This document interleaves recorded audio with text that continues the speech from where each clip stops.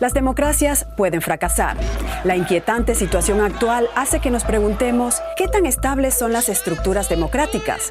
¿Es la democracia mucho más vulnerable de lo que pensábamos? La República de Weimar fue la primera democracia de Alemania y terminó con el ascenso al poder de los nacionalsocialistas en 1933. ¿Pero qué ocurrió en aquel entonces? ¿Qué paralelismos hay con la actualidad? ¿Y qué podemos aprender de ello? ¿Y por qué esa época fue tan influyente en la cultura y lo sigue siendo hasta el día de hoy? La historia de lo que ocurrió en Alemania en el siglo XX es, digamos, patrimonio mundial. Creo que porque es el ejemplo paradigmático de una sofisticada democracia moderna, parecida a la nuestra, yendo hacia el peor resultado imaginable. Era una primavera de esperanza. La gente tenía grandes esperanzas en el futuro e incluso quería ser un modelo para el mundo. Quería demostrar que Alemania era capaz de crear un orden político liberal y social.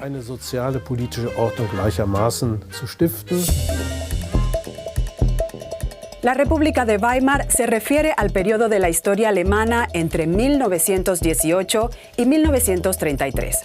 ¿Cómo se anularon los principios de su democracia, como la separación de poderes y la libertad de expresión? Para entenderlo, viajemos al pasado.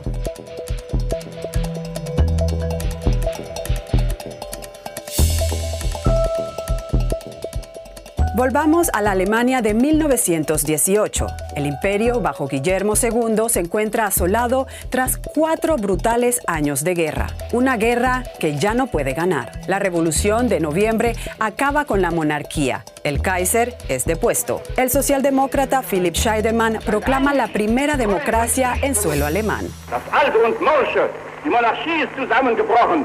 Es lebe das Neue, es lebe die Deutsche Republik.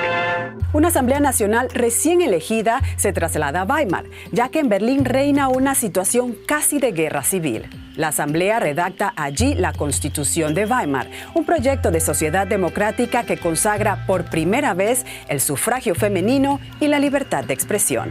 Pero son muchos los enemigos de la joven democracia. Algunos quieren que vuelva la monarquía, otros anhelan el comunismo. Y luego, por supuesto, estaba el Partido Nacional Socialista Obrero Alemán, conocido como Partido Nazi, que se fundó en 1920. Pero la democracia fue destruida no solo por sus adversarios.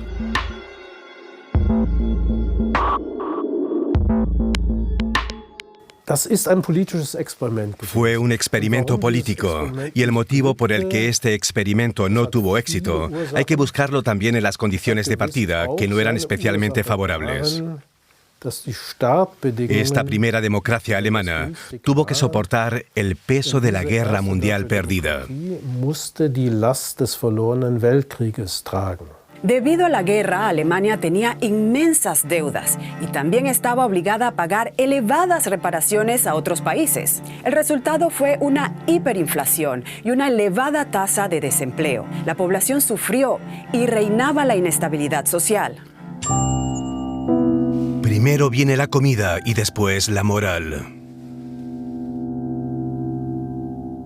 Sin embargo, al mismo tiempo, los años 20 son como un baile sobre un volcán. Una época convulsa de experimentación y búsqueda de libertad. Todo parece estar permitido en esa Babilonia desbordante de energía creativa y lujuria.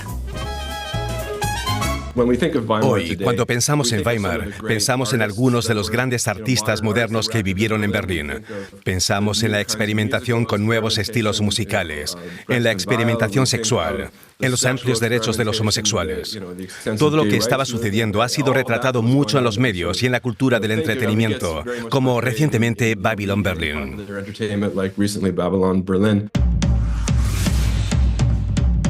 Esta época es precisamente el telón de fondo de una de las series de streaming más exitosas y caras jamás producidas en Alemania, Babylon Berlin. Esta serie de carácter histórico y policíaco es un éxito internacional y ha sido vendida en 140 países.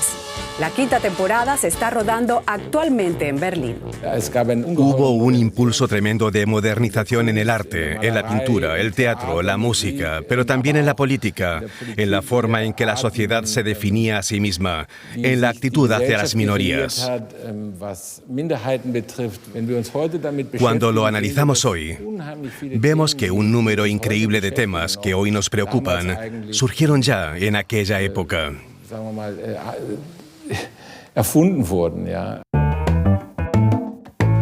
El movimiento Bauhaus revolucionó la arquitectura y el diseño con líneas claras y funcionalidad.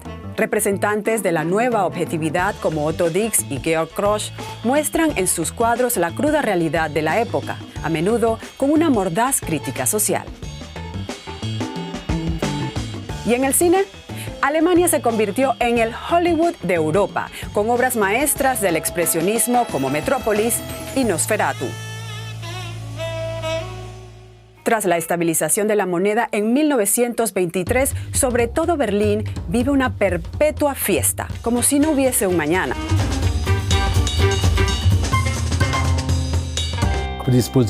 Pero esta vida palpitante de Berlín, que era la ciudad más emocionante del mundo, es un fenómeno limitado a un pequeño segmento de la sociedad que puede permitírselo. Esta flagrante contradicción entre la sofisticada vida internacional de Berlín, el Berlín que brilla, y la lúgubre existencia en las callejuelas se palpa en todas partes.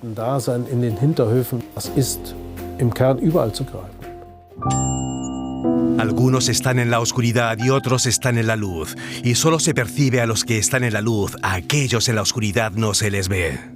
Cuando el mercado de valores se desploma en Nueva York en 1929, Alemania se ve especialmente afectada.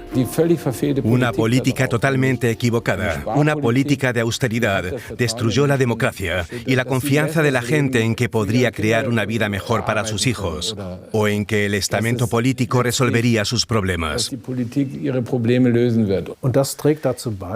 Esto contribuye a que una democracia aún no estable se vuelva más frágil. Es decir, una democracia debe también ser capaz de garantizar la prosperidad económica.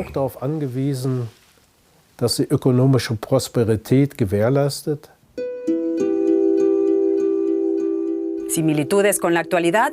Posiblemente. La gente se siente hoy insegura. La pandemia y los conflictos geopolíticos han debilitado la economía. Las innovaciones tecnológicas y la digitalización están cambiando el mercado laboral. La riqueza se acumula cada vez más en manos de unos pocos.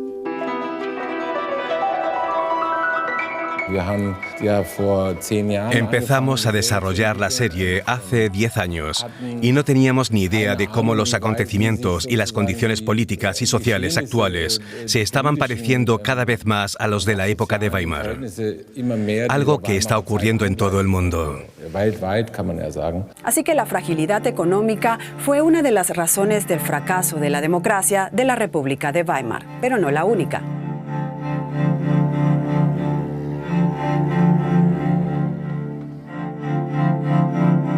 Muchos escépticos de la nueva democracia añoraban al Kaiser, atribuían las incertidumbres económicas a la democracia y no a las consecuencias de la guerra.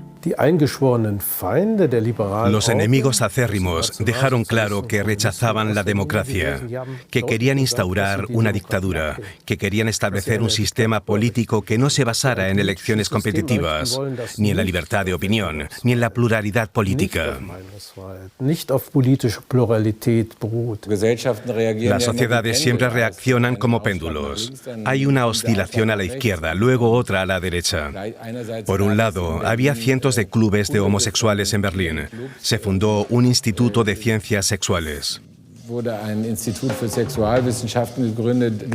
Pero al mismo tiempo, todas las viejas élites y, por supuesto, una vez más, los hombres, se sintieron ofendidos y pensaron que tenían que hacer retroceder el reloj. Cuanto más complicados se vuelven los tiempos, más busca la gente respuestas sencillas. Veamos cómo explotaron esto los nacionalsocialistas.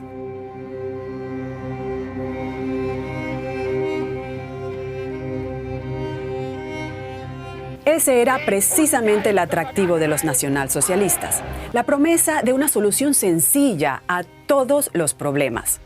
Las respuestas sencillas son el núcleo político de las apariciones de Hitler en la campaña electoral. Hitler nunca hubiera podido quedar bien en un programa televisivo de debate donde habría tenido que exponer sus planes económicos. El objetivo de Hitler: una Alemania homogénea, que se destacaría sobre el resto del mundo y adoptaría una postura nacionalista, con un claro chivo expiatorio para todos los problemas: los judíos. El horno del antisemitismo se ha encendido y quemará a millones.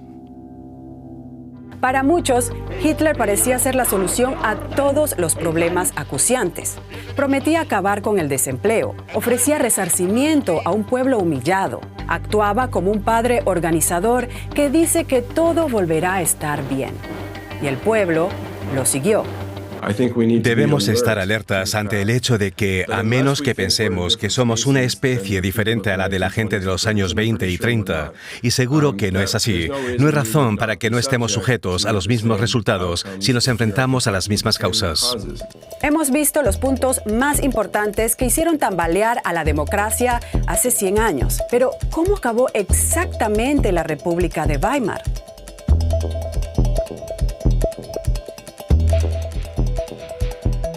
Por muy elaborada que fuera la Constitución de la República de Weimar, tenía algunas lagunas que podían utilizarse para socavar el sistema. La primera y más importante, el artículo 48. Otorgaba al presidente del Reich el poder de anular derechos fundamentales mediante decretos de urgencia y decidir por su cuenta. Así que en 1933, el presidente del Reich nombra a Hitler canciller del Reich. Y solo 6 semanas después se aprueba la ley habilitante, que permitía a Hitler proponer y promulgar leyes sin el permiso del Parlamento. La breve democracia pasaba a la historia.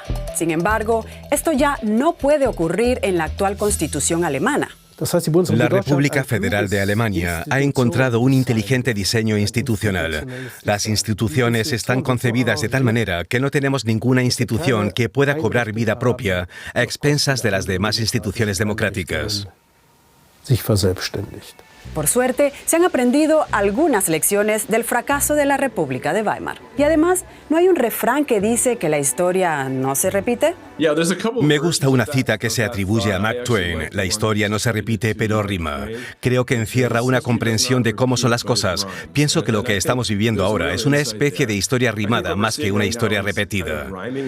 Ciertamente hay muchas diferencias entre los años 30 y ahora, en cualquier país, en todos los países. Y la diferencia clave y más obvia es que ya hemos visto esta película antes. Por tanto, todo el mundo está llamado a proteger la democracia, porque la historia demuestra que la democracia no puede considerarse algo garantizado, por mucho que por un tiempo así lo pareciera. Todos debemos implicarnos y no dejar la política en manos de otros. Tengo suficiente fe en nuestra democracia como para pensar que cuando nos implicamos como ciudadanos, las cosas salen mejor. No solo los que cometen tropelías tienen la culpa de todas las barbaridades, sino también los que no las evitan. Las democracias necesitan mecanismos de protección y personas atentas y vigilantes. Algo de lo que las ciudadanas y ciudadanos de una democracia debemos ser siempre conscientes.